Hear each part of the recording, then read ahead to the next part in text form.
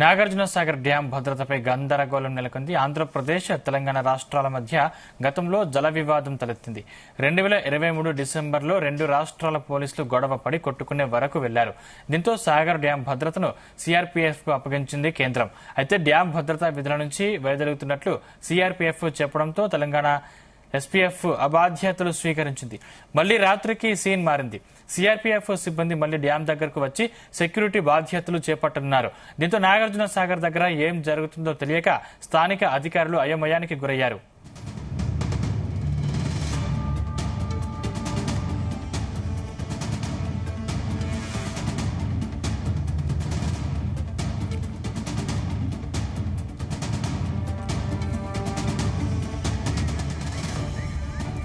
ఇదే అంశానికి సంబంధించిన మరింత సమాచారం మా ప్రతినిధి జానయ్య అందిస్తారు. జానయ్య, సందీప్, రెండు రాష్ట్రాలకు సంబంధించినటువంటి జల వివాదం మళ్లీ తెరపైకి వచ్చినట్టుగా కనపడుతుంది. నాగార్జున సాగర్ ప్రాజెక్టు వద్ద గందరగోళ పరిస్థితి ఒకవైపు నెలకొనగా మరోవైపు ఉద్రిక్తత వాతావరణం కూడా చోటు చేసుకోవడం జరిగింది. ఏదైతే ఈ నాగార్జున సాగర్ ప్రాజెక్టుకు సంబంధించి గత 2023 నవంబర్ 29న అర్ధరాత్రి ఏపీకి చెందినటువంటి పోలీసులు సగం ప్రాజెక్టు మా పరిధిలోకి వస్తుందంటూ కూడా వాళ్ళు తమ ఆధీనంలోకి తీసుకోవడం జరిగింది. అప్పటి నుంచి కూడా కేఆర్ఎంబి ఏదైతే ఈ కృష్ణా పరివాహకానికి సంబంధించినటువంటి కేఆర్ఎంబి కేంద్ర ప్రభుత్వం నుంచి వెంటనే సిఆర్పీఎఫ్ బలగాలను అక్కడికి పంపించి మొత్తం ప్రాజెక్ట్ అంతా కూడా సిఆర్పీఎఫ్ బలగాలకు భద్రత మొత్తం సిఆర్పీఎఫ్ బలగాలకు అప్పగించడం జరిగింది. అయితే నిన్న ఏదైతే తెలంగాణ వైపున ఉన్నటువంటి సిఆర్పీఎఫ్ బలగాలు ఉదయం సమయంలో ఏదైతే ఎస్పీఎఫ్ సిబ్బందికి భద్రత సంబంధించిన బాధ్యతలు అప్పచెప్పి అక్కడి నుంచి వాళ్ళు వెళ్లిపోవడం జరిగింది. తర్వాత కొద్దిసేపటికే కొన్ని గంటల్లోనే మళ్ళీ ఈ సిఆర్పీఎఫ్ బలగాలు తెలంగాణ వైపు ఉన్నటువంటి వెళ్లిన బలగాలంతా కూడా మళ్ళీ వెనక్కి రావడం, ప్రాజెక్టుకు సంబంధించినటువంటి తెలంగాణ వైపు భద్రతా బాధ్యతలు వారు స్వీకరించడం జరిగింది. దీనికి కారణం ఏపీ వైపు ఉన్నటువంటి సిఆర్పీఎఫ్ బలగాలు ఏదైతే భద్రతకు సంబంధించి వారు అలాగే ఉండడం తోటి మళ్ళీ తెలంగాణకు సంబంధించినటువంటి ప్రాజెక్ట్ అధికారులు ఈ రిటర్న్ వెళ్లినటువంటి సిఆర్పీఎఫ్ బలగాలను వెనక్కి రప్పించడం జరిగింది.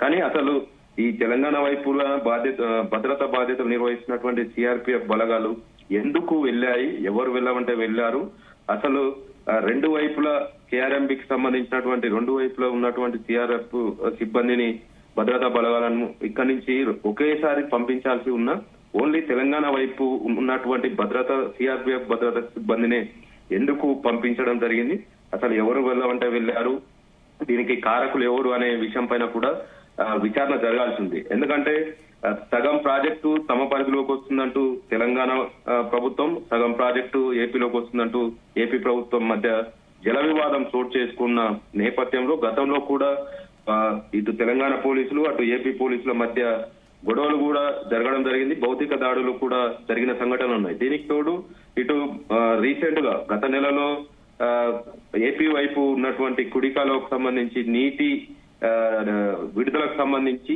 లెక్కింపు కోసం తెలంగాణ వైపు ఉన్నటువంటి అధికారులు వెళ్లిన సమయంలో కూడా అక్కడ అధికారులు రానియకుండా అడ్డుకోవడం, ఇలాంటి ఘటనలు చోటు చేసుకుంటున్న నేపథ్యంలో అసలు నిన్న జరిగినటువంటి ఘటన సిఆర్పీఎఫ్ బలగాలు తెలంగాణ వైపు ఉన్నటువంటి బలగాలే ఎందుకు వెళ్లాయనే దానిపైన కూడా తీవ్ర స్థాయిలో తెలంగాణ ప్రభుత్వ వైఫల్యంగా కూడా ఇక్కడ రైతులు ఆరోపిస్తున్నారు. దీనిపైన విచారణకు ఆదేశించాలనేది కూడా డిమాండ్ వినిపిస్తున్న పరిస్థితి. అయితే ఇప్పటికే ఖరీఫ్ సీజన్ ముగిసింది, రబీ సీజన్ కూడా ప్రారంభమైంది. దీనికి సంబంధించి రబీ సీజన్ లో రెండు రాష్ట్రాలకు సంబంధించినటువంటి కుడి ఎడమ కాలువలకు నీటి విడుదలకు సంబంధించి కేటాయింపులు జరగాల్సి ఉంది. ఆ కేటాయింపులకు విషయంలో ఏపీ తెలంగాణ రెండు ప్రభుత్వాల ఇరిగేషన్ అధికారులతోటి కేఆర్ఎంబి సమావేశం నిర్వహించి ప్రాజెక్టులో ప్రస్తుతం ఉన్న నీటి నిల్వ ఎంత, ఎన్ని క్యూసెక్లు ఎన్ని టీఎంసీల నీటిని విడుదల చేయాలి, కుడి ఎడమ కాలువలకు తాగునీటి అవసరాలకు ఎంత వినియోగించుకోవాలనే దానిపైన చర్చించి రెండు కేటాయింపులు చేయాల్సి ఉన్న కేఆర్ఎంబి నిర్లక్ష్యం మాత్రం ఇప్పటికీ కొట్టొచ్చినట్టుగా కనపడుతుంది. డిసెంబర్ 14 వరకే రబీ సీజన్ ముగిసి డిసెంబర్ 19 నుంచి ఖరీఫ్ సీజన్ డిసెంబర్ 14న ముగిసి ఖరీఫ్ సీజన్ డిసెంబర్ 19 నుంచి ప్రారంభమైంది. ఇప్పటికే వారాబందీలకు ఆన్ ఆఫ్ సిస్టమ్ తోటి రెండు కాలువలకు సంబంధించి నీటి విడుదల కొనసాగుతుంది. కానీ ఎంత మేర విడుదల చేయాలనేది అధికారులకు ఇప్పటికీ క్లారిఫికేషన్ రాకపోవడం పట్ల కూడా కేఆర్ఎంబీ నిర్లక్ష్యం స్పష్టంగా కనబడుతుంది. ఈ జల వివాదం గత కొన్నేళ్లుగా కూడా సాగుతున్న పరిస్థితి ఉంది. దీనికి తోడు నాగార్జున సాగర్ ప్రాజెక్టు నిర్వహణ బాధ్యత అంతా కూడా గత 20-25 ఏళ్ల నుంచి కూడా తెలంగాణ అంటే తెలంగాణ ఏర్పడిన తర్వాత కూడా తెలంగాణ ప్రభుత్వమే నాగార్జున సాగర్ నిర్వహణ బాధ్యత అంతా కూడా చేస్తున్న పరిస్థితి ఉంది. అయితే ఆ నేపథ్యంలోనే ఎస్పీఎఫ్ బలగాల చేతిలోనే నాగార్జున సాగర్ ప్రాజెక్టు భద్రత ఉండేది. కానీ గత ఏడాది జరిగినటువంటి ఈ రెండు రాష్ట్రాల మధ్య గొడవతోటి సిఆర్పిఎఫ్ బలగాలు అక్కడ సగం ఏపీ సగం తెలంగాణ వైపు సిఆర్పిఎఫ్ బలగాలు భద్రత నిర్వహిస్తున్నాయి. అయినా కూడా ఎస్పీఎఫ్ సిబ్బంది అక్కడ ఉండి బాధ్యతలు కూడా నిర్వహిస్తున్న పరిస్థితి ఉంది. కానీ నిన్న జరిగినటువంటి ఈ గందరగోళం పట్ల కూడా ఎలాంటి విచారణకు ఆదేశిస్తారనేది మాత్రం ఈ నీటి కేటాయింపులకు సంబంధించి ఎప్పుడు కొలిక్కి వస్తుందో అనేది కూడా వేచి చూడాల్సిన అవసరం ఉంది.